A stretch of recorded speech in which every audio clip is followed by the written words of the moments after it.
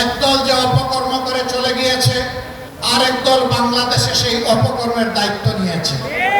বর্গীরা চলে যাওয়ার পর দেশের ভিতরে চিল যারা ছিল সেই চিলগুলা ছু মেরে জনগণের সম্পদ নিয়ে চলে গেছে। কেউ কেউ পালাতে গিয়ে খালে বিলে আশ্রয় নিয়েছে, আবার রসিক সিলেটবাসীর কাছে কেউ কেউ পোলাপাতায় ধরা পড়েছে। আমাদের প্রিয় বাংলাদেশ ছোট্ট একটি দেশ, বিপুল জনসম্পদে পরিপূর্ণ। আফসোসের বিষয়, স্বাধীনতার 54 বছরে এক এক করে চলে গেছে।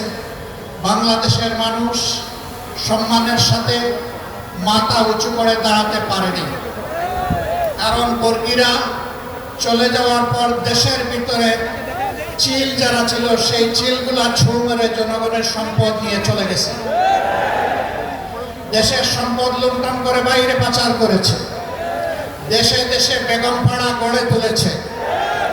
কেউ কেউ পালাতে গিয়ে খালে বিলে আশ্রয় নিয়েছে, আবার রসিক সিলেটবাসীর কাছে কেউ কেউ পোলাপাতায় ধরা পড়েছে। এভাবে অপকর্মের দায় নিয়ে ফ্যাসিস্টরা বাংলাদেশ থেকে পালিয়েছে, কিন্তু ফ্যাসিজমের কালো ছায়া বাংলাদেশ থেকে যায়নি।